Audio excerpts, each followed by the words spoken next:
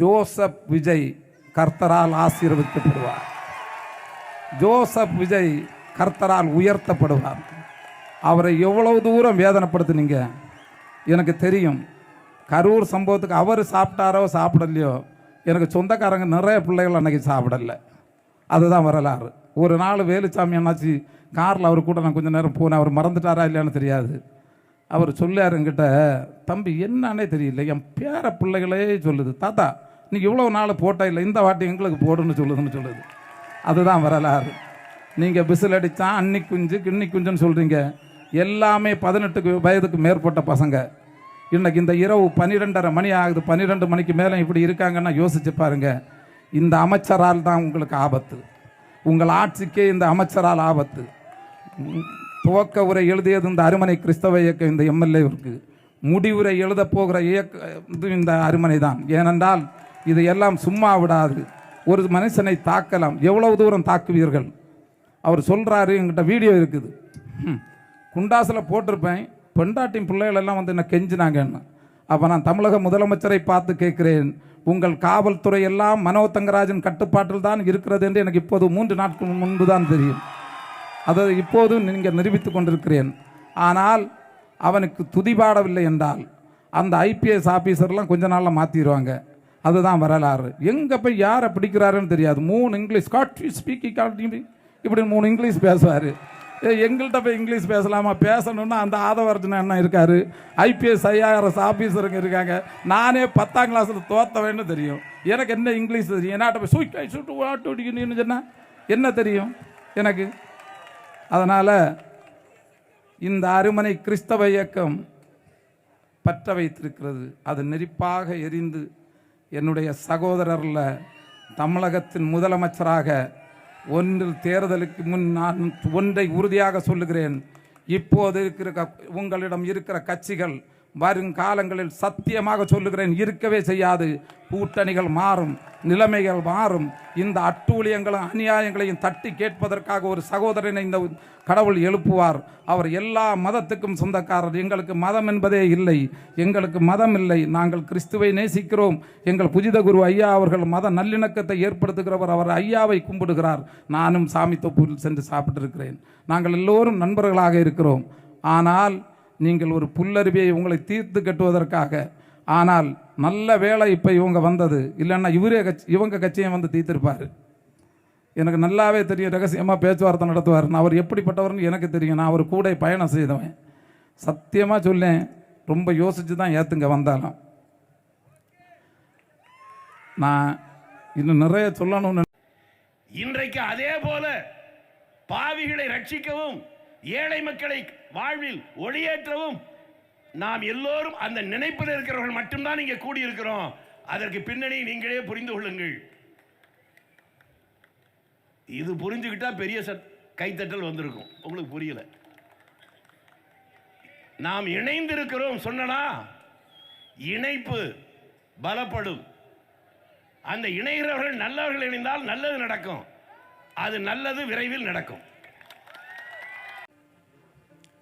முக்கடல் சங்கமிக்கும் இந்த குமரி மண்ணின் மைந்தர்களே, தமிழ்நாட்டிலேயே கிறிஸ்மஸ் விழாவுக்கென்று பெயர் பெற்ற இந்த அருமனை வாழ் சொந்தங்களே, ஸ்டீஃபன் அண்ணா அந்த பெயர்லாம் படிக்க வேணான்னு சொன்னார். அதை கருத்தி மேடையில் அமர்ந்திருக்கும் பெரியோர்களே, சான்றோர்களே, தமிழக வெற்றி கழகத்தின் வெற்றி தலைவர் அண்ணன் விஜயின் நெஞ்சில் குடியிருக்கும்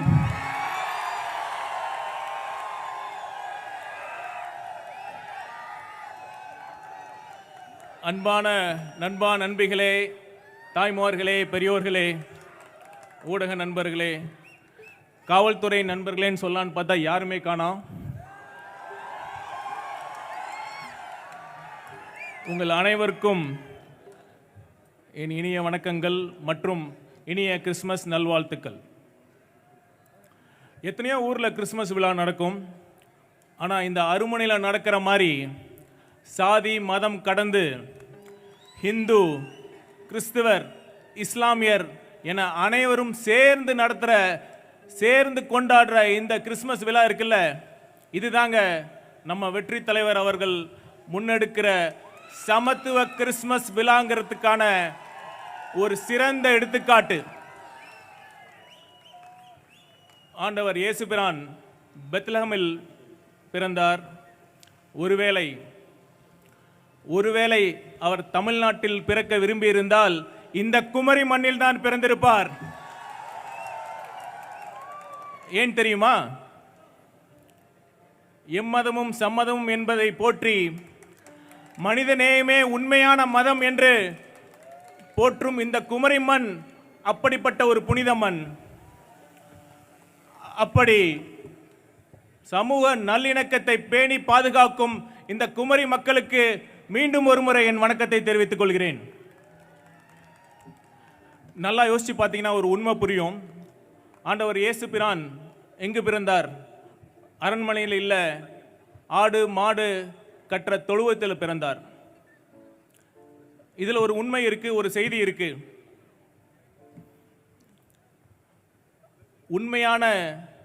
உண்மையான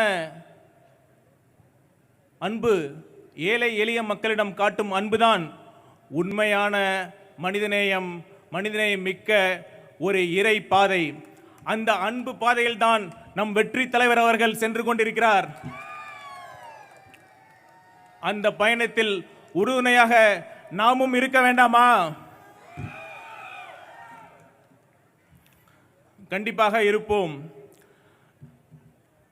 அடுத்ததாக இந்த கிறிஸ்மஸ் விழாவில் இறுதியாக நாம் ஒரு பெரிய கேக் வெட்டி கொண்டாட போறோம்.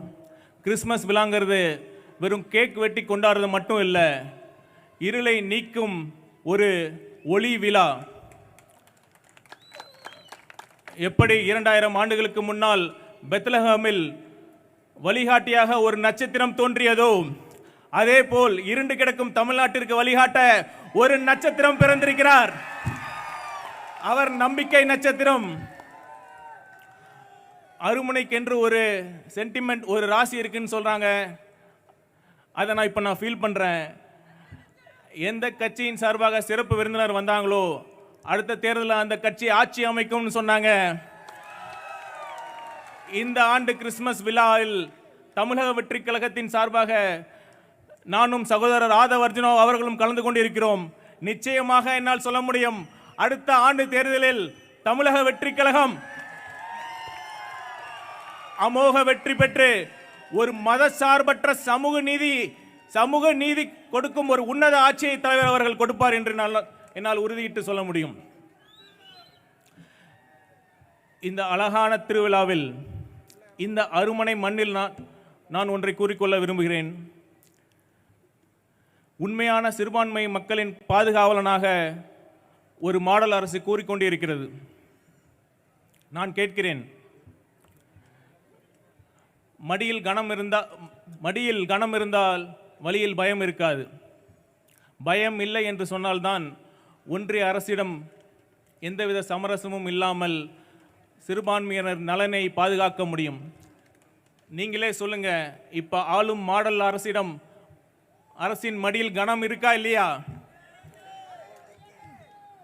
தீய சக்தியின் மடியில் ஏராளமான கனம் இருக்குது. அதனால அவங்க விரும்பினாலும் சிறுபான்மையர் நலனை பாதுகாக்க முடியாது. உண்மையான சிறுபான்மையினர் நலனை பாதுகாக்கும் ஒரு உண்மையான ஆட்சியை தலைவர் அவர்கள் மட்டுமே கொடுக்க முடியும் என்பதை நான் இங்கே கூறிக்கொள்ள விரும்புகிறேன். நேரம் சென்று கொண்டிருக்கிறதை கருத்தில் கொண்டு இறுதியாக நாம் ஜெபிக்கும் பொழுது எப்படி கையை உயர்த்துவது ஒரு புனிதமோ, அதே அளவு புனிதம் அநீதி நடக்கும் பொழுது நம் விரலை உயர்த்துவது. நான் எதை குறிப்பிட்டு சொல்கிறேன் என்று உங்களுக்கு புரியும். ஒரு விரல் புரட்சி. அந்த ஒரு விரல் புரட்சியை நிகழ்த்தி காட்ட காத்து கொண்டிருக்கும் நண்பா நண்பிகளே,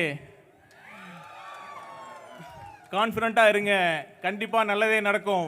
இந்த அருமனையில் நாம ஏத்துற மெழுகுவர்த்தி வெளிச்சம் இருக்குல்ல, அடுத்த ஆண்டு நம் வெற்றி தலைவர் அவர்கள் சென்ட் ஜார்ஜ் கோட்டையில் ஏற்ற போகும் ஒளி தீபத்தின், வெற்றி தீபத்தின் ஆரம்பமாக இது இருக்கும். கடைசியாக ஒன்று சொல்லிக்கிறேன். ஆண்டவர் வாசகத்தோட ஒன்று சொல்லிக்கிட்டு முடிக்கிறேன். கேளுங்கள் கொடுக்கப்படும், தட்டுங்கள் திறக்கப்படும்னு ஆண்டவர் சொல்லியிருக்காரு. ஆனால் இது வரைக்கும் இத்தனை ஆண்டுகளாக நீங்கள் தட்டின கதவுகள் எல்லாம் திறக்கவே இல்லை. அடுத்து நீங்கள் தட்டப்போகும் கதவு தமிழக வெற்றி கழகம் என்ற நம்பிக்கையின் கதவை. நிச்சயமாக உங்க அனைவரின் நம்பிக்கையை தமிழக வெற்றி கழகத்தின் தலைவரும் தமிழக வெற்றி கழகமும் பூர்த்தி செய்யும். கான்ஃபிடண்டா இருங்க, வெற்றி நிச்சயம். நன்றி, வணக்கம். தலைமை திரு கிறிஸ்டோபர் அவர்களே, முன்னிலை திரு திலீப் சிங் இயக்க தலைவர் அவர்களே, திரு டென்னிஸ் அவர்களே, திரு சிடி அருள் அவர்களே, திரு ஜோஸ் செல்வன் அவர்களே, திருமதி டாக்டர் பிரியா சாலமன் அவர்களே, உயர் திரு ஜான் பெண்டிங் முழுக்காடு சேகர போதர் அவர்களே, உயர் திரு பால பிரஜாபதி அடிகளார் அவர்களே, உயர் திரு ரெவரன் பீட்டர் ரெமிஜீனியஸ் அவர்களே, உயர் திரு ஃபாதர் ஜார்ஜ் பொன்னையா அவர்களே, காங்கிரஸ் மாவட்ட தலைவர் திரு பினுலால் அவர்களே, விசிகே திரு ஜெயன் அவர்களே, திரு கேஜே ரமேஷ்குமார் காங்கிரஸ் பொதுச்செயலாளர் அவர்களே, அண்ணன் திருச்சி வேலுசாமி அவர்களே, மாவட்ட செயலாளர் திரு சபின் அவர்களே, திரு கிருஷ்ணகுமார் அவர்களே, எஸ்ஆர் மாதவன் அவர்களே, வீரக் விக்னேஸ்வர் அவர்களே, செலியன் அவர்களே, என் அருமை நண்பர் doctor KG Arunraj X IRS அவர்களே, என் அருமை கன்னியாகுமரி நண்பர்களே, தோழர்களே, தோழிகளே, ஐயா நேசமணியை வணங்கி இந்த கன்னியாகுமரிக்காக தன்னுடைய வாழ்க்கையை அர்ப்பணித்து இந்த மாவட்டத்தை உருவாக்கிய நேசமணி ஐயாவை வணங்கி, மணியோ 12:30, அண்ணா கூறியதை போல 20 முழுவதும் இளைஞர்கள் கூட்டம் 1967க்கு பிறகு அதை அமல்படுத்தியவர் எங்கள் தலைவர், எங்கள் அண்ணன், தமிழக வெற்றி கழகத்தின் முதலமைச்சர் 2026 எங்கள் விஜய் அவர்களுக்கு, எங்கள் தலைவர் விஜய் அவர்களுக்கு எனக்கு வணக்கத்தை கூறி, என்ன ஒரு கூட்டம் இது! கூட்டம் அல்ல, ஒரு உறவுகளை பார்க்குற மாதிரி இருந்துச்சு, என் குடும்பத்தை பார்க்குற மாதிரியே இருந்துச்சு. இன்னைக்கு ஃபுல்லாக நான் வந்ததுலேருந்து அந்த அளவிற்கு அன்பு. இந்த அன்பு எந்த அளவுக்கு எங்கள் தலைவர் மேலே நீங்கள் வச்சிருக்கீங்கிறத கண்பட பார்க்க முடிஞ்சுச்சு. சரியா நாளைக்கு இயேசு பிறக்கிறார். ஒவ்வொரு வருஷமும் நாம் இயேசு பிறப்பை கிறிஸ்மஸ் விழாவை கொண்டாடிட்டு இருக்கோம். இன்றையிலிருந்து ஒரு நாள் ஒரு அன்பான மக்களுடைய கிட்டத்தட்ட சின்ன சின்ன குழந்தைகள், நான் அப்படியே கார்லேருந்து வரும்போது கிட்டத்தட்ட குடும்பமாக வெளியே அடுத்தது 2026 நீங்கள் தானே, 2020 நீங்கள் தானேங்கிற ஒரே குரல் தான் ஒழிச்சிட்டே இருந்துச்சு கன்னியாகுமரி மாவட்டம் முழுவதும். பயப்படாதே நான் உன்னுடன் இருக்கிறேன், பயப்படாதே நான் உன்னுடன் இருக்கிறேன். ஏசாயா 41:10 பைபிளில் நம்மளுடைய ஆண்டவர் கர்த்தர் கூறிய மொழிகள். ஏன் பயப்பட வேண்டும் என்று நம்ம அண்ணன் ஸ்ரீபன் ஆரம்பிச்சாரு. எனக்கு மன உளைச்சல், கடினமாக காவல்துறை அடக்குமுறை, திரு மனோ தங்கராஜ் அவர்கள் கடினமாக எங்களை சட்டத்தை மீறிய செயலில் ஈடுபடுறாரு, என் மேலே வழக்குகள் தொடுத்தாரு. அண்ணன் ஸ்ரீபன் அண்ணனுக்கு சொல்லுகிறேன், இயேசு கிறிஸ்துவனுடைய வாழ்க்கையிலிருந்து ஒரு தகவல் இருக்கிறது, புத்தருடைய வாழ்க்கையிலிருந்து ஒரு தகவல் இருக்கிறது, முகமது நபி அவர்களுடைய வாழ்க்கையிலிருந்து ஒரு தகவல் இருக்கிறது, மகாத்மா காந்தி அவர்களிலிருந்து வாழ்க்கையிலிருந்து ஒரு தகவல் இருக்கிறது. யார் நல்லது செய்கிறார்களோ அவர்களை எப்பொழுதும் எதிரிகள் எதிர்த்து கொண்டே இருப்பார்கள். மக்களுடைய ஆதரவு எப்பொழுதும் இருந்து கொண்டே இருக்கும். உங்களை எதிர்க்கிறாங்கன்னா பயப்பட ஆரம்பிச்சிட்டாங்கன்னு அர்த்தம். அநேகமாக நீங்கள் அரசியலுக்குள்ளே வரப்போறீங்கன்னு நினைக்கிறேன், அதான் பயந்துட்டாங்க. அண்ணன் ஒரு வழியோடு சொன்னார், இந்த ஆட்சியில் கிட்டத்தட்ட 3 சர்ச்சுகள் மூடப்பட்டிருக்கு, எங்களோட கோரிக்கையை சொல்கிறோம், கதறோம், அழுகிறோம் இந்த அரசுகிட்ட. உறுதியாக சொல்லுகிறோம், அடுத்த வருஷம் எங்களுடைய தலைவர் முதலமைச்சராக்கப்படும் பொழுது இங்க வந்து அந்த 3 சர்ச்சையும் திறப்பார். இதை நான் உறுதியாக சொல்லுகிறோம். எந்த ஆட்சியில் மூடப்பட்டதோ 2026 அந்த விலங்குகள் உடைக்கப்பட்டு திறக்கப்படும். ஸோ எப்பயுமே அண்ணன் சொல்ற மாதிரி சிறுபான்மைய மக்கள், தலித் மக்கள்னா தாழ்த்தப்பட்ட மக்கள், இந்த வார்த்தைகளை முதல் தூக்கி எறியணும். இதுதான் தமிழக வெற்றி கழகத்தினுடைய உறுதிப்பாடு.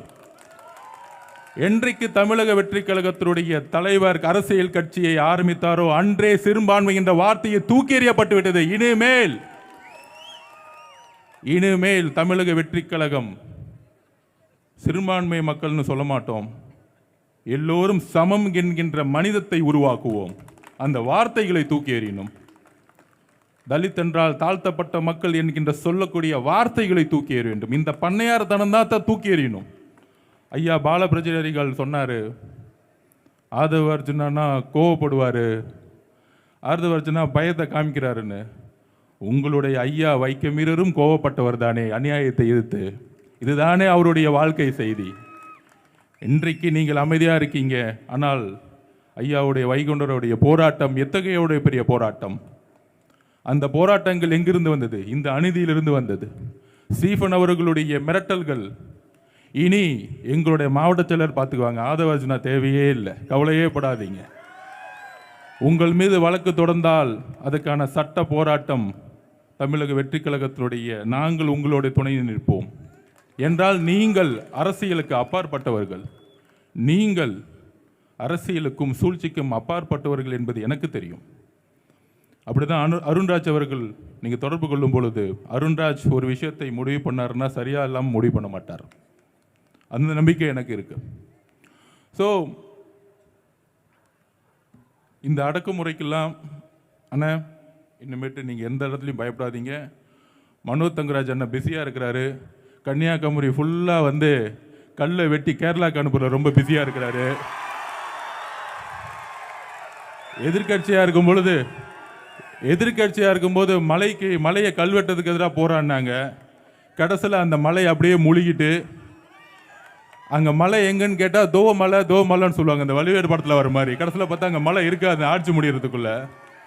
ஸோ மனோஜ் தங்கராஜ் அவர்கள் மலையை வெட்டுறதுல பிஸியாக இருப்பார். இன்னும் கொஞ்ச நாளில் வருவாங்க எல்லாரும் தூக்கிட்டு போகிறதுக்கு, கவலைப்படாதீங்க. அதனால் நீங்கள் வந்து பொதுவாக நாங்கள்லாம் வந்து தமிழக வெற்றி கழகம் இந்த அமைச்சர்களை எதிரியாகவே யோசிக்கிறதே கிடையாது. ஏன்னா மக்களுடைய ஆதரவு இழந்துட்டாங்க. என்னைக்கு பணத்தை பார்த்து போனாங்களோ அன்றைக்கே மக்களுடைய ஆதரவை இழந்து தூக்கி போட்டுட்டாங்க. ஸோ அதனால் நாங்கள் வந்து சில பேர்களை சொல்லக்கூடாதுன்னு நினைக்கிறோம். அப்புறம் அண்ணன் சொன்னார், நம்ம அண்ணன் திருச்சி வேலுசாமி அண்ணன், எனக்கு அவருக்கு நிறைய உறவு இருக்குது.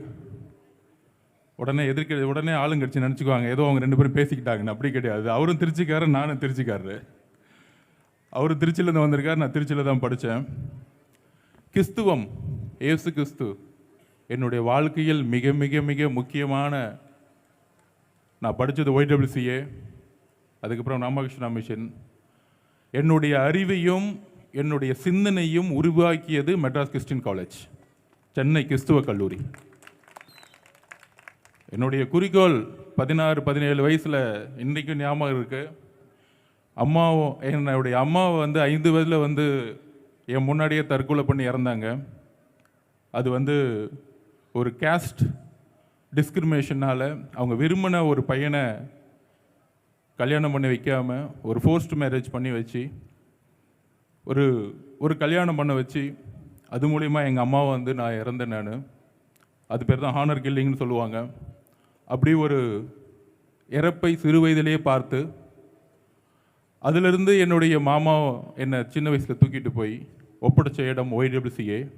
அங்கே இருக்கக்கூடிய கிருஷ்ணன் மிஷினரிகள் என்னை வளர்த்தாங்க. அங்கேருந்து ராமகிருஷ்ண மிஷன். அங்கேருந்து ஒரு கோவம், இந்த சமூகத்தினுடைய சமநிலை பாதிக்கப்படும் பொழுது இந்த சமூகம் தான் என்னை வளர்த்துச்சு. அப்போ நான் மெட்ராஸ் கிறிஸ்டியன் காலேஜில் சேரும் பொழுது என்னுடைய உணர்வு ஒன்று தான் இருக்கும். மெட்ராஸ் கிறிஸ்டியன் காலேஜில் நான் பொலிட்டிக்கல் ரிசர்ச் முடிஞ்ச உடனே எப்படியாச்சும் நக்ஸலைட் ஆகணுங்கிறது என் குறிக்கோள். இந்த அரசியல்வாதிகள்லாம் பார்த்தா துப்பாக்கி எடுத்து சுடணும் அப்படின்னு ஒரு கோபம் இருக்கும் எனக்கு சின்ன வயசில். ஆனால் அதை பக்குவப்படுத்தியது சென்னை கிறிஸ்துவ கல்லூரியினுடைய பேராசிரியர் அலெக்சாண்டர் மந்திரமூலி. அவர் தான் சொன்னார், த சிஸ்டம் இஸ் ஃபெயிலியர். இந்த நாட்டில் சமநிலை இல்லை. அம்பேத்கர் உருவாக்கிய சமநிலை, சமதர்மம், சமூக நீதி பாதிக்கப்பட்டக்கூடிய இடம் மக்கள்கிட்ட இல்லை, அரசியல்வாதிகிட்ட இருக்கு. அந்த அரசியல்வாதிகள் தான் மக்களால் தேர்ந்தெடுக்கப்பட்டு அதிகாரத்தை வரும் பொழுது மக்களை தவறாக வழிநடத்திட்டு இருக்காங்க. ஸோ சிஸ்டம் ஒரு தப்பான இடத்துல இருக்கும் பொழுது அந்த சிஸ்டம் மக்களை தவறாக வழி நடத்துவார்கள். அப்போ நீங்கள் அந்த சிஸ்டத்துக்குள்ளே போங்க, எலெக்ஷன் என்னன்னு தெரிஞ்சுக்கோங்க, தேர்தலெலாம் எப்படி ஒர்க் பண்ணணும் அப்படிங்கிற ஒரு விஷயத்தை உள்வாங்கி, உங்களுக்கு தான் தெரியும் நான் எங்கேருந்து வேலை பார்த்துட்டு வந்தேன்னு, எங்கே கொள்ளடிக்கிறாங்களோ அங்கேருந்து வேலை பார்த்து வந்திருக்கு. அதனால் எனக்கு தெரியும் அவங்கள பற்றி.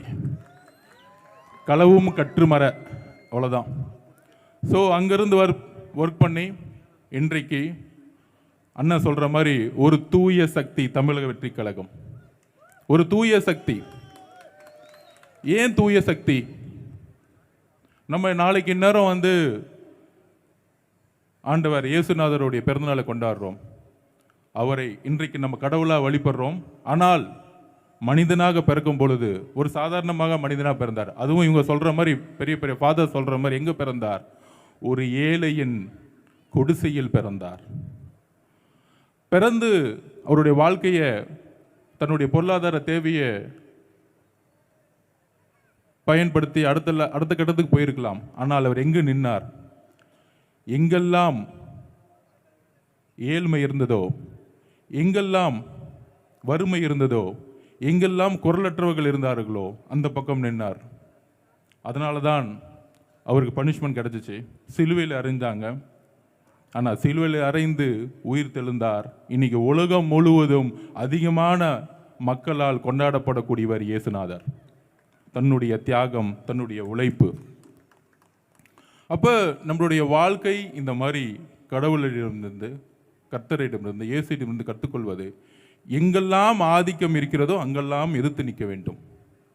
நம்மளுடைய வைகுண்டர் ஐயா எங்கெல்லாம் ஆதிக்கம் இருந்ததோ, எங்கெல்லாம் சாதி ரீதியான ஆதிக்கம் இருக்கிறதோ, எங்கெல்லாம் மதம் ரீதியான ஆதிக்கம் இருக்கிறதோ, எங்கெல்லாம் ஆண் பெண் என்கின்ற சமதர்மம் பாதிக்கப்படும் பொழுதோ, எங்கெல்லாம் மொழியின் அடிப்படையில் பிரிவு ஏற்படுகிறதோ அங்கெல்லாம் நம்மளுடைய குரல் இருக்கும். அண்ணன் இங்கே இருக்கும் பேசும்போது சொன்னாங்க, நம்ம ஐயா அவர்களும் சொன்னார், 1982 மண்டைக்காடு பிரச்சனை. நாங்கள் உறுதியளிக்கிறோம், தமிழக வெற்றி கழகம் இருக்கும் வரை இனி வரும் காலங்களில் மண்டைக்காடு பிரச்சனையும் நடக்காது. மதுரையை அயோத்தியா மாற்றக்கூடிய ஒரு எந்த வேலையும் நாங்கள் அதிகமாக எங்களுடைய குரலை கொடுப்போம். உடனே ஒரு கேள்வி, இவங்க ஏன் வந்து முருகர் பிரச்சனையில், திருப்பரங்குன்ற கோயில் பிரச்சனையில் ஏன் குரல் கொடுக்கல? இவங்க வந்து டெல்லியில் வந்து செட்டில் ஆகிட்டாங்க. டெல்லியில் செட்டில் ஆனது யார்? 1999 2004 வரைக்கும் பிஜேபியோட சேர்ந்து ஆட்சி அமைத்தது யார்? 5 வருடம் முழு ஆட்சியை செய்தது யார்? குஜராத்தில் படுகொலை ஏற்படும் பொழுது ஆட்சி செய்தது யார்? இப்போ திருப்பரங்குன்ற பிரச்சனையில் என்ன தெரியுங்களா ஒரு ஸ்டோரி? எங்களுடைய நிர்மல்குமார் சட்ட வல்லுனர், அவருக்கு தெரியும் இதுக்குள்ள என்ன ஸ்டோரி இருக்குன்னு. அதாவது நீங்கள் படம் பார்த்துருப்பீங்க, அமைதி படம் பார்த்துருக்கீங்களா? அந்த அமைதி படம் பார்க்கும்போது மணிவண்ணன் சார் சூப்பராக எழுதுவார். நல்ல திராவிட இயக்க சிந்தனையாளர், நல்லா எழுதுவார். உங்களுக்கு உங்கள் மொழியிலே சொல்கிறேன், அந்த படம் பார்த்தவங்களுக்கு.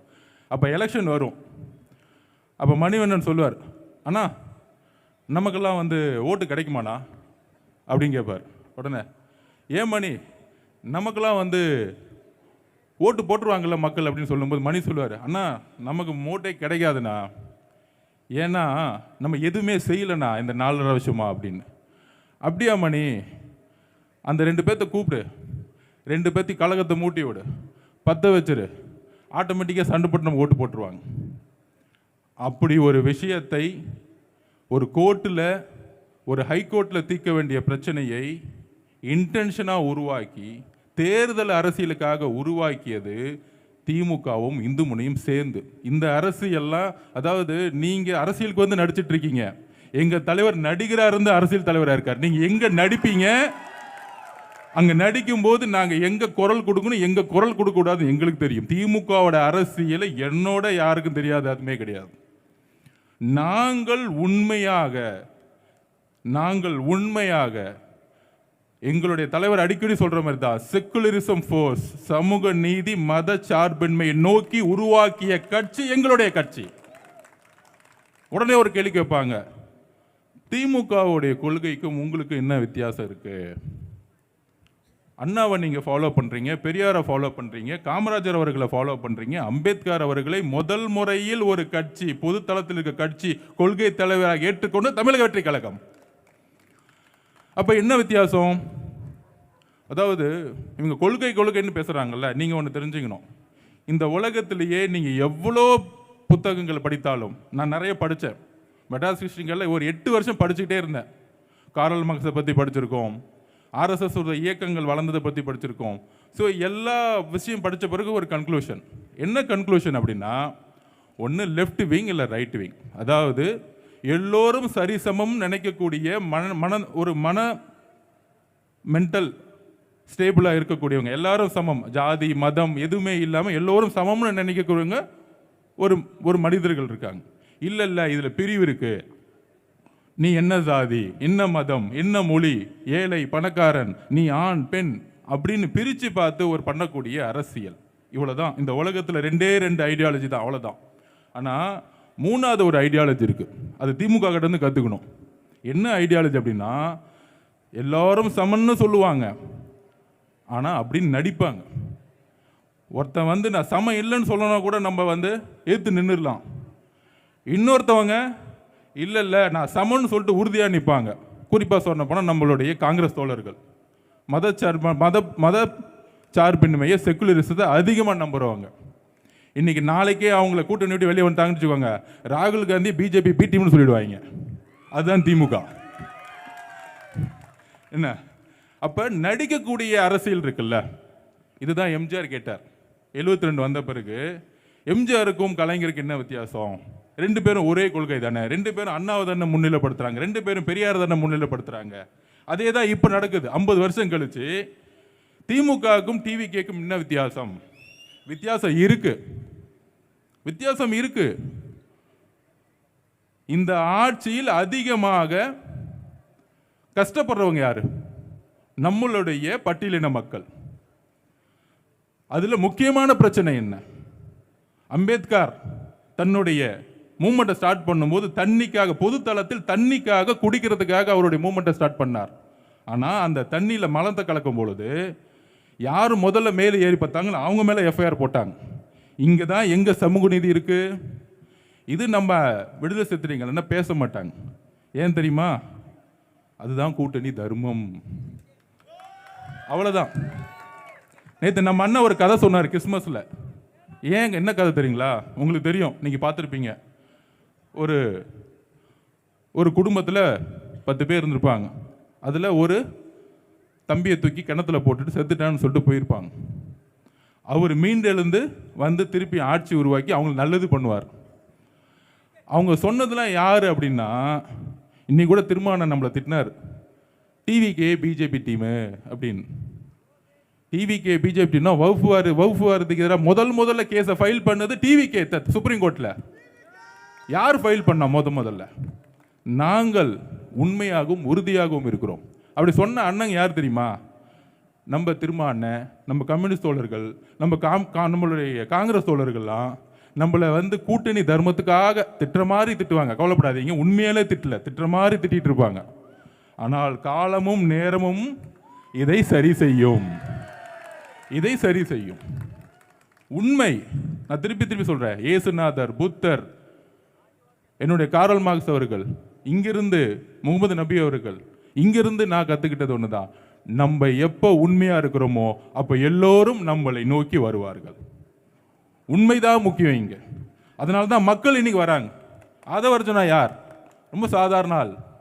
ஒரு சாதாரண விவசாயியுடைய பையன், ஒரு விவசாயம் செய்ய முடியாத ஒரு ஏழை விவசாயிகளுடைய பையன். இன்னைக்கு வசதி வாய்ப்புகள் இருந்திருக்கலாம். மாமா வசதி வாய்ப்பு வேண்டும். இந்த அரசியலில் நீங்கள் 25 கோடி ரூபா செலவு பண்ணி 100 எம்எல்ஏக்கு உங்கள் பையனை வந்து மினிஸ்டர் ஆக்குவீங்களா? உங்கள் பையனை வந்து முதலமைச்சர் ஆக்குவீங்களா? எங்கள் தோழர்களை நாங்கள் முதலமைச்சராக, எங்கள் தோழர்களை எம்எல்ஏ ஆக்குவோம், மினிஸ்டர் ஆக்குவோம், முதலமைச்சர் ஆக்குவோம். அதுக்கான பொருளாதார வலிமையை நாங்கள் உருவாக்குவோம். அதாவது என்ன பிரச்சனைனா, இவங்களுக்கு ஒரு குடும்பம் மட்டும்தான் அதிகாரத்தில் இருக்கணும். காங்கிரஸ் தோழர்கள் 62க்கு அப்புறம், காங்கிரஸ் தீய சக்தி இல்லை, மோசமான சக்தி. அண்ணன் முடிஞ்ச அதுக்கு மேல வார்த்தைகள் எழுதிக்கலாம். 62க்கு அப்புறம் காங்கிரஸ் தோழர்கள் ஜெயிச்சாங்க, 67 ஆட்சி இழந்தாங்க. அதுக்கப்புறம் 1980 கலைஞர் வந்து ஒரு டீல் போட்டாரு, 117 117. 71 200 தொகுதி வச்சார் கலைஞர். ஆனால் அதுக்கு அடுத்த கட்டத்தில் 80 சரண்டர் ஆயிட்டாங்க. இப்போது சொல்றேன், அண்ணன் வேலுசாமி என்னுடைய மனசு தெரியும் எனக்கு. ஏன்னா அவர் தொண்டர்கள் பக்கம் இருப்பாங்க. ஒட்டுமொத்த காங்கிரஸ் தொண்டர்களும் டிவிகே பக்கம் தான் நிற்கிறாங்க. ஒட்டுமொத்த விசிகே தொண்டர்களும் டிவிகே பக்கம் தான் நிற்கிறாங்க. ஒட்டுமொத்த கம்யூனிஸ்ட் தொண்டர்களும் டிவிகே பக்கம் தான் நிற்கிறாங்க. ஒட்டுமொத்த அதிமுக எம்ஜிஆரோட விசுவாசிகளும் அம்மாவோட விசுவாசிகளும் டிவிகே பக்கம் தான் நிற்கிறாங்க. டிவிகே ஏன் ஏத்து நிற்க மாட்டேங்குது? இவங்களை ஏத்து ஏன் நிற்க மாட்டேங்குதுன்னா, தலைவர்களுக்கு மைண்ட் வேற இருக்கு, ஆனா தொண்டர்கள் எங்களோட இருக்கிறாங்க. அதனால தான் நாங்கள் ஏத்து நிற்க மாட்டேங்கிறோம். அவ்வளவுதான் வித்தியாசம். அதுக்கு வந்து நீங்க என்ன ப்ரூஃப்னு கேட்பீங்க. இன்றைக்கு ஈவினிங், இன்னைக்கு அதாவது நேற்று, இன்னைக்கு 24 23ஆம் தேதி சாயங்காலம் நான் வரும்போது இந்தியா டுடேல ஒரு சர்வே போட்டுட்டு இருக்காங்க. எவ்வளோ பெரிய channel India today, English channel, டெல்லியில் உட்காந்துட்டு அந்த சர்வே ரிப்போர்ட் என்னமா சொல்லுது? ஒட்டுமொத்த திமுக கூட்டணி 33%, டிவிக்கு மட்டும் 31%. இதுதான் மக்களுடைய ஆதரவு. வெளியே வரும்போது ஒட்டுமொத்த பெண்களும் வந்து நிற்கிறாங்களா, அண்ணா நல்லா இருக்கீங்களான்னு. இப்ப தெரியுதா நம்மள ஏன் வந்து திமுக அதிகமாக தாக்குறாங்க அப்படின்னு. இப்போ கூட நான் பேசுறதுக்கு முன்னாடி எஸ்பி அண்ணா வந்து கொஞ்சம் நிப்பாட்டுங்க அப்படின்னு. எஸ்பி சார், காவல்துறை நான் திட்டமாட்டேன், நீங்களும் எங்களுடைய நண்பர்கள் தான். எங்களுடைய பிரச்சனை இந்த ஆட்சியினுடைய உண்மை முகத்தை சொல்லணும். இந்த பாருங்க, நம்ம ஸ்டீஃபன் அண்ணன் 2019 ஸ்டாலின் சாரை கூட்டிட்டு வந்தார். முதலமைச்சர் ஆனவொடனே வந்து நன்றி சொல்ல கூட இல்லை, முதல்ல எஃப்ஐஆர் ஃபைல் பண்றாங்க. இதுதான் திமுக. எதிர்கட்சியா இருக்கும் பொழுது ஒரு நிலைப்பாடு, எதிர்கட்சியா இருக்கும் பொழுது சகோதரத்துவம். அது அந்த திருச்சி வேலுமணி எனக்கு நல்லாவே தெரியும். எதிர்கட்சியா இருக்கும் போது உறவு, ஜெயிச்ச பிறகு ஒரே மிதி, கீழே காலு கீழே நீங்கெல்லாம். இதுதான் சனாதானம். அண்ணன் திருமாவளவனுக்கு ஒரு கொஸ்டின் கேட்குறேன், ஏன் ஒரு குடும்பம் மட்டும்தான் ஆட்சியில் புரியணுமா? ஒருத்தர் வந்து வந்து ஒரு சினிமாவெல்லாம் விட்டுட்டு எல்லாத்தையும் தூக்கி போட்டு 500 கோடி ரூபாய் சம்பளத்தை விட்டுட்டு வந்து நல்லது பண்ணணும்னு நினைச்சா என்னென்ன பிரச்சனை? உங்களுக்கு எங்களுக்கும் நம்ம 2 பேரும் ஒண்ணுண்ணே. புரட்சியாளருடைய கொள்கை என்ன? நம்பலாம். உங்களை எதிர்த்து நாங்க என்ன பண்ண போறோம்? டெய்லி எங்களை எதிர்த்துட்டு இருக்கீங்க. எதுக்க வேண்டிய இடம் எங்க இருக்கு? வேங்கவேல் பிரச்சனை எதுக்கணும், மண்டக்காடு பிரச்சனை எதுக்கணும். ஒட்டுமொத்த தலித் சகோதரர்கள், கிறிஸ்துவ மதத்திற்கு மாறின தலித் சகோதரர்களுக்கு என்ன நடந்துச்சு? ரங்கநாத் மிஸ்ரா கமிஷன் அப்பாயின்மெண்ட் பண்ணாங்க. தலித்துகள் கிறிஸ்டினா மாறினும் போது சலுகைகள் கொடுக்கணும்னு திமுக அவங்க தேர்தல் அறிக்கையில் சொல்லியிருக்கு. ஏன் அதை நடைமுறைப்படுத்தலன்னு கேட்கணும். கிறிஸ்தவத்தவர்களுக்கு என்ன செஞ்சிருக்கிறாங்க? இன்னொன்று முக்கியமான ஒரு கொஸ்டின் கேட்குறேன். முந்தா நேற்று நம்ம முதலமைச்சர் வந்த திருநெல்வேலியில் கரெக்டாக அல்வா கொடுத்தாரு எல்லா கிறிஸ்துவ மக்களுக்கும். கரெக்டாக திருநெல்வேலியில் சூஸ் பண்ணதே எதுக்கு தெரியுமா? நல்ல கிண்டி ஒரு அல்வா கொடுத்தாரு. அந்த அல்வா என்னன்னா, டக்குன்னு படித்தார். ஒரு அஞ்சு விஷயத்தை படித்தார். அப்படியே படிச்சுட்டு நம்ம இனிகோ அண்ணனை பார்த்துட்டு அப்படியே பார்த்தார். இனிகோ அண்ணனை பார்த்துட்டு, இதெல்லாம் போதுமா உங்களுக்கு? இதெல்லாம் போதுமா? நீங்கள் என்ன பண்ணையாரா?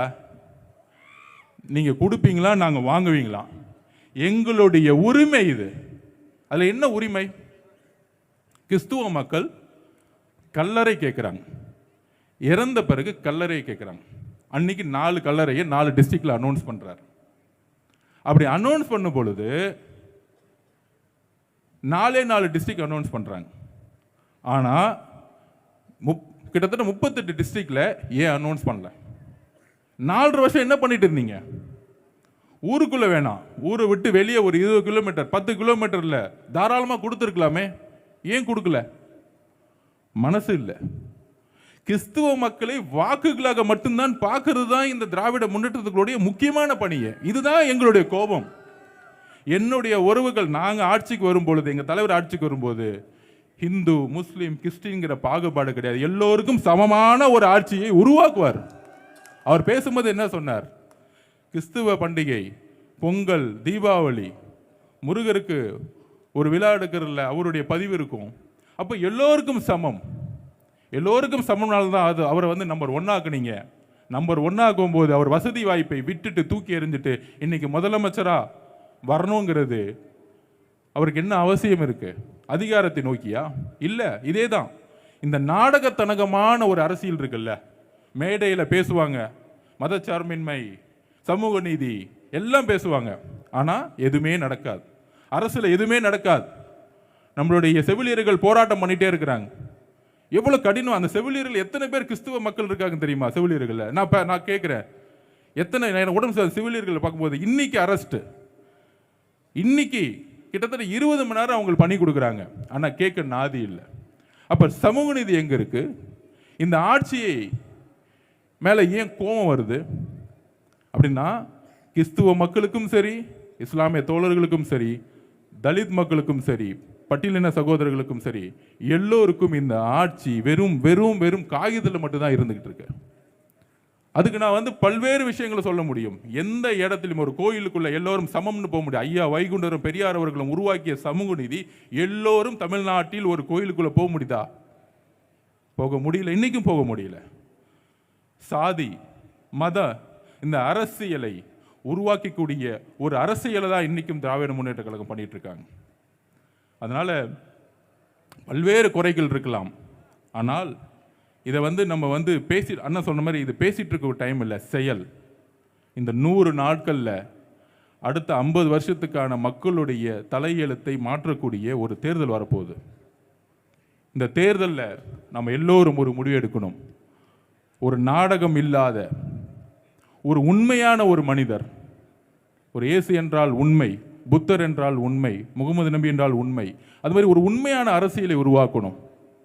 நாங்கள்லாம் இளைஞர்கள், இவங்க இன்னும் நிறைய பேர் சொல்லுவாங்க அரசியல் என்ன, இந்த கரூர் இன்சிடென்ட்டுக்கு அப்புறம் அரசியல்னா என்ன தெரியுங்களா, சூழ்ச்சி, நீங்கள்லாம் தெரிஞ்சுக்க மாட்டீங்களா அப்படின்னு கேட்பாங்க. எங்களுக்கு அந்த சூழ்ச்சியே தேவையில்லை, நாங்கள் உண்மையாகவே இருந்துட்டு போயிடுறோம். கர்த்தருடைய மொழிகளிலிருந்து நாங்கள் உண்மையாக இருக்கிறோம். உண்மையான ஒரு சமூகத்தை உருவாக்கணும்னு நினைக்கிறோம். எங்களை நோக்கி வரக்கூடிய இளைஞர்கள் எதுக்கு வராங்க? ஒரு கவர்ச்சி நோக்கி வராங்களா? இல்லை. எனக்கு ஒரு வேலை வாய்ப்பு கிடைக்கல, எனக்கான சம உரிமை கிடைக்கல, எனக்கான ஆப்பர்ச்சுனிட்டி, ஈக்குவல் ஆப்பர்ச்சுனிட்டி எங்கேயுமே கிடைக்கல. இந்த அரசு எங்களுக்கு எப்பொழுதும் செவி சாய்ச்சதில்லை. அப்போ இந்த இளைஞர்கள் எதை நோக்கி வராங்க? ஒரு நல்ல அரசை உருவாக்க வேண்டும், நல்ல நிர்வாகத்தை உருவாக்க வேண்டும். அதை நோக்கி நாங்கள் உண்மையிலே சொல்கிறோம். இந்த அருமனை மண்ணிலிருந்து நாங்கள் உறுதி எடுக்கிறோம். அண்ணன் சொன்னார், இங்கே வந்தால் ஆட்சி மாற்றம் உறுதி, நீங்கள் ஆட்சிக்கு போவீங்க அப்படின்னு. கண்டிப்பாக அது நடக்கும். அதாவது உண்மையிலே நான் இங்கே வர்ற பிளானே கிடையாது. ஒரு 5 நாளுக்கு முன்னாடி 3 மாதமாக நான் ட்ரை பண்ணியிருக்கிறாரு. பல்வேறு வேலைகளை நான் சுற்றிட்டு இருப்பேன். திடீர்னு அண்ணன் ஒரு ஃபோன் அடித்தார், ஸ்டீஃபன் அண்ணன். என்ன நடந்துச்சுன்னா ஸ்டீஃபன் அண்ணன் ஃபோன் அடித்தார். அன்னைக்கு நைட்டு தான் வந்து செவிலியர்கள் போராட்டத்தில் நைட்டு 2 மணிக்கு கலந்துட்டு வந்தேன். அப்போ 2 செவிலியர்கள்கிட்ட நம்பர் கொடுத்துருந்தேன். எந்த பிரச்சனை இருந்தாலும் கூப்பிடுங்க எனக்கு பர்சனலான்னு சொன்னவொடனே ஒரு அண்ணன் நம்பர்லேருந்து கால் வந்தவொடனே ஃபோன் எடுத்து செவிலியர்கள் கால் பண்ணேன். அப்போ சொன்னார், அருமனையிலேருந்து நான் பேசுகிறேன் ஸ்டீஃபன் ஐயா அப்படின்னு. சரி உங்களை பார்க்கணுன்னு சொன்னோன்னே வர சொன்னேன். அப்போ நம்ம நண்பர் அருண்ராஜ் சொன்னார். அவர் பேசி முடித்த உடனே எதுவுமே யோசிக்கல, அண்ணன் நான் கிளம்பி வந்துடுறேன்னு சொன்னேன். அருண்மனை மக்களை பார்க்கணும், உங்களுடைய அந்த கிறிஸ்மஸ் ஃபங்க்ஷனை நான் பார்க்கணுன்னு நான் கிளம்பி வரேன்னு சொன்னேன். ஆனால் அதுக்கு முன்னாடி அவர் முயற்சி பண்ணது திராவிட முன்னேற்ற கழகத்தை.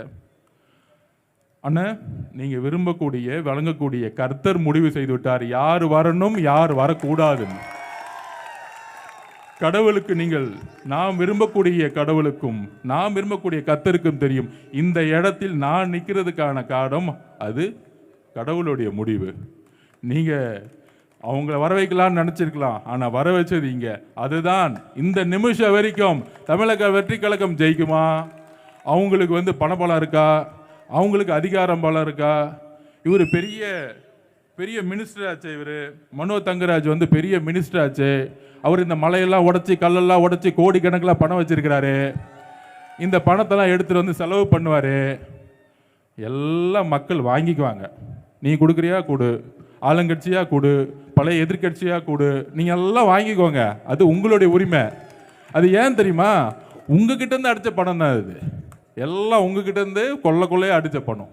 பயந்துட்டு மக்கள்கிட்ட அன்பும் நம்பிக்கை இல்லைன்னு வச்சுக்கோங்களேன், ஒரு பயம் வந்துடும். அந்த பயம் என்ன வரும்னா, அந்த மக்களை விலை கொடுத்து வாங்கிடலாம்.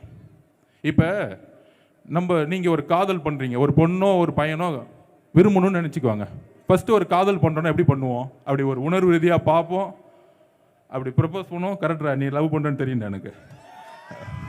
அவன் பாருங்க, அப்படி ரெண்டு மனமும் சேரும் பொழுது நம்பிக்கை இருக்கும், அந்த இடத்துல ஒரு அன்பு இருக்கும், அந்த இடத்துல ஒரு கமிட்மெண்ட் இருந்து அவங்க வாழ்க்கையை கடப்பாங்க. இதுதான் அரசியலும் மக்களும் தலைவரும் இணையக்கூடிய இடத்துல தான் ஒரு புதிய ஆட்சி உருவாக்க முடியும். இப்போ நீங்கள் நான் வரும்பொழுது இந்த ஊரே திரண்டு நிற்குது. கிட்டத்தட்ட 50,000-60,000 பேர் ரோட்டில் நிற்கிறாங்க. இதுதான் அன்பு, இதுதான் நம்பிக்கை. இதுக்கு ₹1 நான் செலவு பண்ணல, நான் கொடுக்கல. ஒரு ஷார்ட் நோட்டீஸில் வந்த நானும் அருண்ராஜ் சாரும் முடியல, எனக்கு கையெல்லாம் பிடிச்சி கை வலிக்க ஆரம்பிச்சிருச்சு. அந்த அன்பு, இந்த அன்பை நீங்கள் ₹1,00,00,000 இருந்தாலும் எடுத்துக்கவே முடியாது. முதலமைச்சர் ஸ்டாலின் அவர்களே, உங்கள் பையனை முதலமைச்சராகிறதுக்கு நீங்கள் எவ்வளோ வேணால் கஷ்டப்படலாம், அதுக்காக நீங்கள் என்ன வேணால் செய்யலாம். ஆனால் அந்த அன்பு உருவாக்கப்படுவதில்லை, மக்களால் தீர்மானிக்கப்படுவது. காசால் உருவாக்கப்படுவதில்லை, மக்களால் தீர்மானிக்கப்படுவது. அப்படி இந்த அன்பும் இந்த நம்பிக்கையும் தமிழக வெற்றி கழகத்துக்கும் நம்மளுடைய தலைவர் விஜய் அவர்களுக்கும் ஒட்டுமொத்த நம்பிக்கை இருக்கு. அதனால தான் இந்தியா டுடே ரிப்போர்ட்டில் 30% மேலே நீ காமிச்சிட்டு இருக்கு. அதை ஒத்துக்க மாட்டாங்க. பொதுவாக கொஞ்சம் ஒரு 70-75 வயசுக்கு மேலே இருக்கவங்க அதை ஒத்துக்கவே மாட்டாங்க. அது திமுக பெரிய கட்சி, அதிமுக பெரிய கட்சி அப்படின்னு. அங்கே இருக்க தொண்டர்கள் தான் இங்கே ஷிஃப்ட் ஆகிட்டாங்களே தமிழக வெற்றி கழகத்துக்கு. ஸோ அந்த அளவிற்கு நம்ம பக்கம் ஒரு உறுதியான ஒரு மக்களுடைய செல்வாக்கு இருக்கு.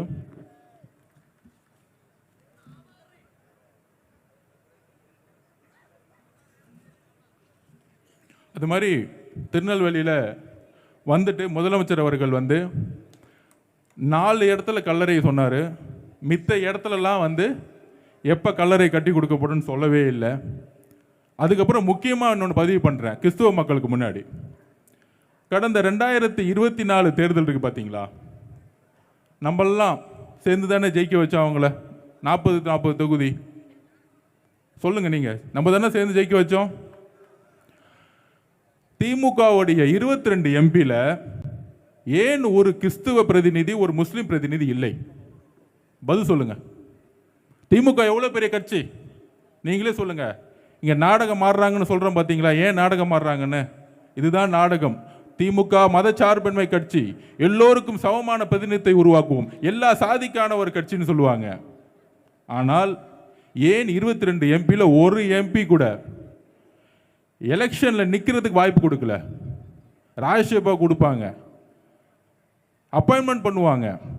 ஏன் மக்கள் பிரதிநிதி மூலம் ஒரு பிரதிநிதியை நிற்க வச்சு ஏன் ஜெயிக்க வைக்க மாட்டேங்கிறாங்க? இதுதான் சாதி மதம் என்ற ஐக்கியத்துக்குள்ள ஒளிஞ்சிக்கிட்டு நடிக்கிறது. நான் 2 சொன்னேன் பார்த்தீங்களா கொள்கை. ஒன்று, ஆமாம் நான் இப்படி தான் மத பெரும்பான்மையை நம்பி நான் கட்சி ஆரம்பிச்சிருக்கேன்னு சொல்லுவாங்க. இன்னொன்று சாதி கட்சின்னு சொல்லுவாங்க, அவங்கள கூட நம்ம எடை போட்டுடலாம், நம்ம எதிரின்னு முடிவு பண்ணிடலாம். இன்னொன்று உண்மையாகவே நம்புவாங்க, அம்பேத்கர் மாதிரி பெரியார் மாதிரி, ஆமாம் வைகுண்டர் ஐயா மாதிரி நான் சமதர்மத்தை நம்புவேன்னு சொல்லுவாங்க. அவங்க பக்கம் நம்ம நிற்கலாம் எப்பயுமே. ஆனால் நான் சமதர்மத்தை நான் நம்புறேன்னு சொல்லிட்டு நடிப்பாங்க பார்த்தீங்களா? அந்த நடிக்கக்கூடிய அரசியலை திமுக உருவாக்கி விட்டது. அண்ணா உருவாக்கிய திமுக அல்ல. ஏன் கலைஞர் சமூக நீதியை கூட நம்பினார். ஊழல் குற்றச்சாட்டுகள் அவர் மேலே இருக்கும். இப்போ ரொம்ப மோசமாக போய் கலைஞர் உருவாக்கிய திமுக கூட கிடையாது. அப்போ அந்த அளவிற்கு சமூக நீதி இல்லாத ஒரு கட்சி, அந்த அளவிற்கு ஊழல் மட்டுமே செய்யக்கூடிய கட்சி, ஒரே விஷயம் தன்னுடைய மகனை எப்படி முதலமைச்சர் ஆகணும், அவ்வளோதான் அவங்களுடைய ஒரே குறிக்கோள், ஒரே லாஜிக், அவ்வளோதான். அதுக்காக என்ன வேணால் செய்வாங்கன்னு சொல்லக்கூடிய ஒரு அரசு. அதற்கு சிறுபான்மை மக்கள்னு சொல்லிக்கிட்டு கிறிஸ்துவ மக்களையும் முஸ்லீம் மக்களையும் நம்பி நாடகம் ஆடுறது. அது என்ன பிரச்சனை? இவங்க ஏன் அதை வந்து திணிக்கிறாங்க அப்படின்னா, முன்னாடியே ஜெயலலிதா அம்மா இருப்பாங்க, இவங்க தப்பு செஞ்சாங்கன்னா தட்டி கேட்பாங்க, அப்போ உடனே வந்து மக்கள் ஓட்டு போட்டுப்பாங்க. ஆனால் அதிமுக அப்படி இல்லை. இன்னைக்கு ஆட்சி அமைஞ்சு பிஜேபியோட சேர்ந்ததுனால மக்களுக்கு வேறு வழி இல்லை. அப்போ திமுக மட்டும்தான் சாய்ஸ் அப்படின்னு இந்த நேரத்தில் தான் தமிழக வெற்றி கழகம் உருவாக்கப்பட்டது. தமிழக வெற்றி கழகம் உருவாக்கப்பட்ட தலைவர் விஜய் அவர்கள் எக்காரணத்து கொண்டும் மத பெரும்பான்மைவாதிகளுடன் சேர மாட்டார். இந்த உலகத்துக்கும் தெரியும், மக்களுக்கு தெரியும். அவங்கள ஏன் எதுக்க மாட்டேங்கிறாங்க அப்படின்னு எப்போ பார்த்தாலும் நம்ம மேலே பால் தூக்கி போட்டுக்கிட்டே இருக்கிறது எங்களுக்கு தெரியும். இப்போ கூட அண்ணன் திருச்சி வேலுசாமி என்கிட்ட சொல்லிட்டு இருந்தேன், தஞ்சாவூரில் போய் கோதுமை விதையை போட்டால் வளருமா வளராதா? நீங்களே சொல்லுங்க. கோதுமை விளையுமா விளையாதா? விளையாது. அப்புறம் எதுக்கு நாங்கள் கவர்னர் பண்ணோம்? பிஜேபிக்கு 5% மேலே இங்கே வந்து ஓட் பேங்க் கிடையாது. நாங்கள் எதுக்கு நிற்கணும்? அதிமுகவுடைய ஓட் பேங்க் இங்கே ஷிஃப்ட் ஆயிருச்சு தமிழக வெற்றி கழகத்துக்கு. நாங்கள் எதுக்கு நிற்கணும்? இது முதலமைச்சரை உருவாக்கக்கூடிய சட்டமன்றம். எங்களுடைய ஒரே அரசியல் எதிரி திமுக. எம்ஜிஆர் எப்படி ஃபிக்ஸ் பண்ணாரோ நாங்கள் ஃபிக்ஸ் பண்ணிட்டோம். மித்ததெல்லாம் நாங்கள் 29 ஃபிக்ஸ் பண்ணிக்குவோம். பிரைம் மினிஸ்டர் எலெக்ஷன் வரும்போது 29க்கு வாங்க. ஃபர்ஸ்ட் எலெக்ஷனில் செமிஃபைனலில் நாங்கள் அதிமுகவை ஜெயிச்சிட்டோம். ஓப்பனாக சொல்கிறோம், செமிஃபைனலில் நாங்கள் அதிமுகவை ஜெயிச்சிட்டோம். நான் ஒரு ஸ்போர்ட்ஸ்மேன், கிரிக்கெட் விளாட்றோம், இந்தியா விளாண்டுட்டு இருக்கோம். நாங்கள் இந்தியா செமிஃபைனலில் ஆஸ்திரேலியாவை ஜெயிச்சிட்டோம். அதுதான் அதிமுக. ஃபைனல்ஸ் அடுத்தது பாகிஸ்தான், அடித்து வெளுக்கணும், அவ்வளோதான். செமிஃபைனலில் தோத்தவங்களை பற்றி நாங்கள் எதுக்கு பேசணும்? இந்த அரசியல் எங்களுக்கு தெரியும், யாரை எதிர்த்து பேசணும், யாரை எதிர்த்து பேசக்கூடாது, எதுக்காக வந்து எங்கள் டைம் ஸ்பெண்ட் பண்ணணும், எதுக்காக பிரச்சாரத்தை உருவாக்கணும், யாருக்கு மக்களுடைய ஆதரவு இருக்குது, யாருக்கு மக்கள் எதிர்கட்சியாக பார்க்குறாங்க, யார் ஆளுங்கட்சியாக ஆக போகிறாங்கிறது மக்களுக்கு எல்லாம் தெளிவாக தெரியும். அப்போ திமுகவுடைய பிரச்சாரத்துக்கு இதுதான் கடைசியாக நாங்கள் சொல்கிறது. ஒன்றே ஒன்று, நாங்கள் செமிஃபைனலில் ஜெயிச்சு முடிச்சிட்டோம். இன்னுமேட்டு ஃபைனல்ஸ் தான். ஃபைனல்ஸ் என்ன? ஏப்ரல் மாதம் நடக்கக்கூடிய எலெக்ஷன். திமுக டிவிகே முடிஞ்சிச்சு, வேற யாருமே இல்லை. பக்கத்தில் லீடிங் போயிட்டே இருக்கும். இன்னைக்கு இந்தியா டுடே ரிப்போர்ட்ல 3%. அண்ணன் 3 மாசத்துல 30 டிஸ்ட்ரிக்ட் கலங்க முடிக்கும் பொழுது 10% லீடிங் போயிட்டே இருப்போம். Sweep election. அதுக்கு நான் பதில் சொல்லவா? திமுக 6 மாசத்துக்கு முன்னாடி என்ன சொன்னாங்க மேடையில்? எத்தனை தொகுதி ஜெயிப்போன்னு சொன்னாங்க? நீங்களே சொல்லுங்க, எத்தனை தொகுதி ஜெயிப்போன்னு சொன்னாங்க? 200 சொன்னாங்களா இல்லையா? இப்போ அந்த சத்தமே காணாம போயிருக்காதே, சொல்லியிருக்க மாட்டாங்களே. நாங்கள் முதலமைச்சர் நாங்கள் 200 தொகுதி ஜெயிப்போம், உதயநிதி அவர்கள் 200 தொகுதி ஜெயிப்போம் சொல்லியிருப்பாங்களா? சொல்லியிருக்க மாட்டாங்க. ஏன்? அதுதான் டிவிக்கு வந்த பிறகு 200 ஒரு சைபர் கட் பண்ணியாச்சு.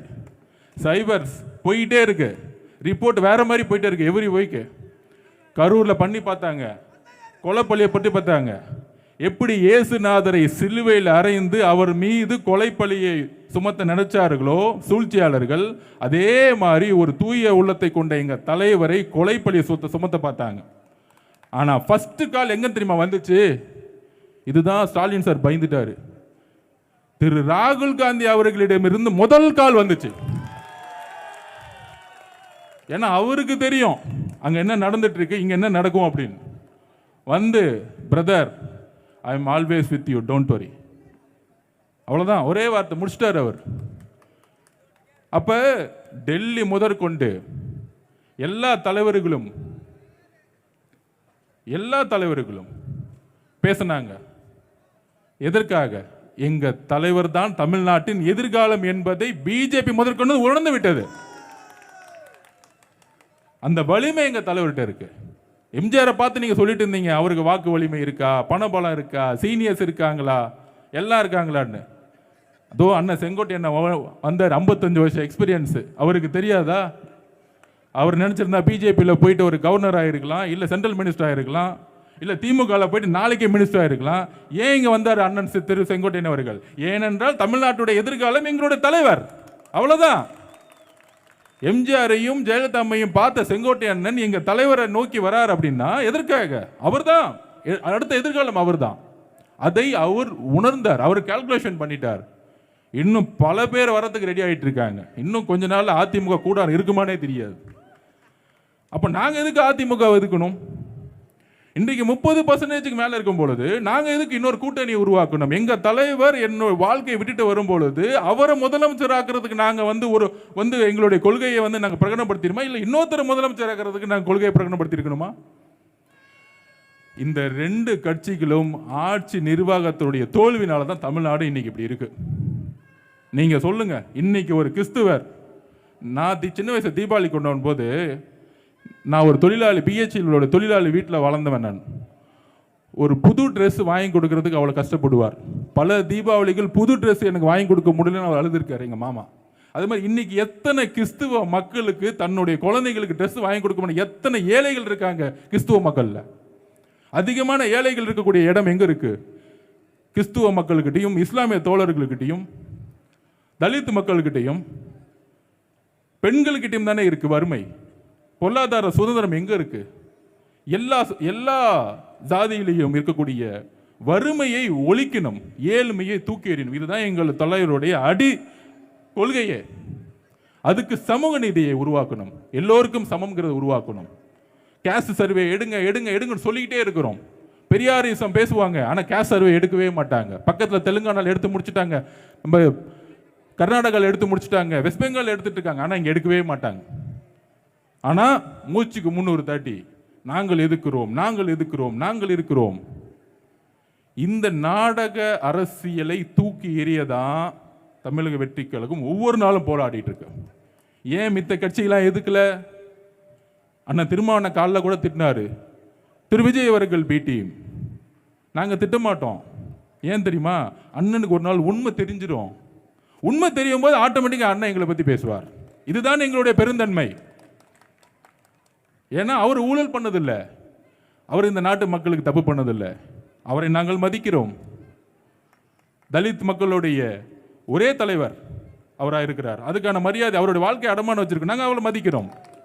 கம்யூனிஸ்ட் தோழர்கள் எங்களை திட்டியிருக்கிறாங்க, ஆனால் நாங்கள் பதில் கொடுத்தது கூடாது. ஏன்? அவங்க வாழ்க்கை முழுவதும் ஆதிக்கத்துக்கு எதிராகவும் மக்களுக்கு போராட்டங்கள் மூலியமாக அவங்க சாதிக்கு எதிராக அவங்க எப்பயுமே இருந்துகிட்டு இருக்காங்க. கொள்கை ரீதியாக அவங்களோட நாங்கள் நிற்கிறோம், ஆனால் பதில் கொடுத்ததில்லை. இஸ்லாமிய தோழர்களோட நாங்கள் நிற்கிறோம், சந்தேக கண்ணோட பார்க்குறாங்க. இவங்க அங்கே போயிடுவாங்களே இங்கே போயிடுவாங்க. இஸ்லாமிய தோழர்களே, கிறிஸ்தவ தோழர்களே, எங்களுடைய தலைவர் மத சார்பற்ற சமூக நீதி அரசை உருவாக்கத்தான் அரசியலுக்கு வந்திருக்கிறார். எழுதி வைத்துக் கொள்ளுங்கள், எழுதி வைத்துக் கொள்ளுங்கள். அவர் பைபிளையும் படிச்சிருக்காரு, குரானையும் படிச்சிருக்காரு, எல்லா மதத்தைங்களையும் படிச்சிருக்காரு.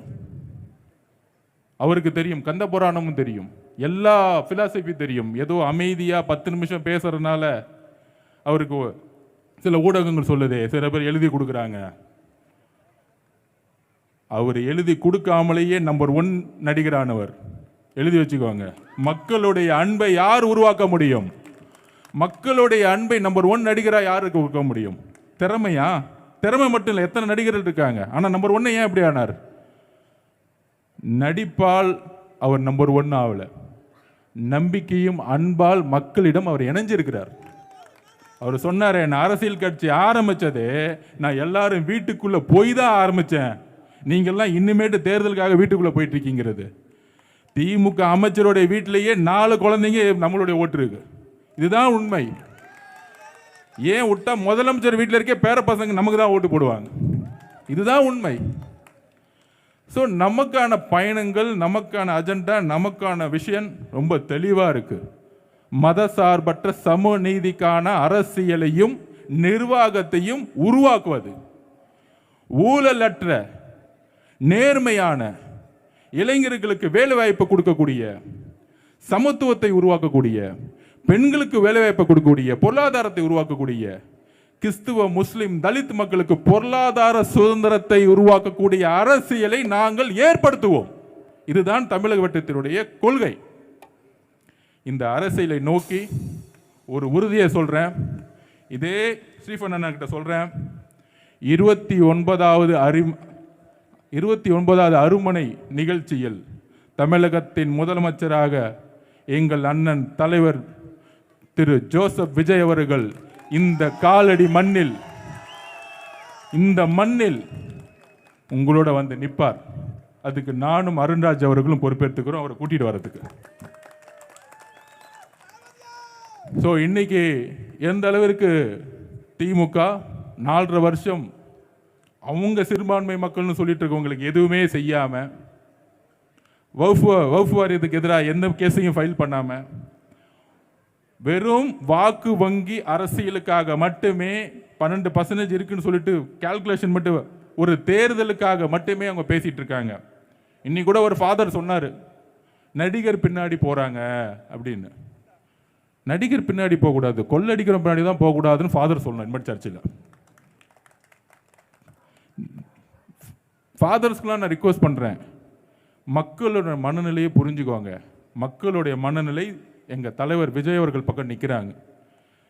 சில ஃபாதர் போயிட்டு சர்ச்சில் போய் தவறாக பேசினா மக்களே நினைப்பாங்க, எதுக்கு ஃபாதர் கர்த்தருடைய மொழியில் தானே பேசணும், ஏன் கர்த்தருடைய மொழிக்கு அப்பாற்பட்டு பேசுகிறாரு அப்படின்னு ஒரு குழப்பம் வரக்கூடிய சூழ்நிலை உருவாயிடும். அதனால் நண்பர்களே, தோழர்களே, அடுத்த கிறிஸ்மஸ் விழாவில் நாம் நினைக்கக்கூடிய ஒரு நல்ல ஆட்சியை நான் உங்கள் முன்பு கர்த்தராகிய இயேசு கிறிஸ்துவிடம் வேண்டி கேட்டுக்கொள்கிறேன். ஒரு நல்ல ஆட்சி தேவனால் உருவாக்கப்படும். அந்த ஆட்சி மக்களுக்கானதாக, அந்த ஆட்சி ஏழைகளுக்காக, அந்த ஆட்சி பெண்களுக்காக, இளைஞர்களுக்காக இருக்கும் என்பதை தெரிவித்து உங்களுடன் விடைபெறவில்லை, உங்களின் ஒருவராக நான் எப்பொழுதும் பயணிப்பேன் என்பதை கூறிக்கொள்கின்ற இந்த வாய்ப்பை கொடுத்ததுக்கு நன்றி, வணக்கம்.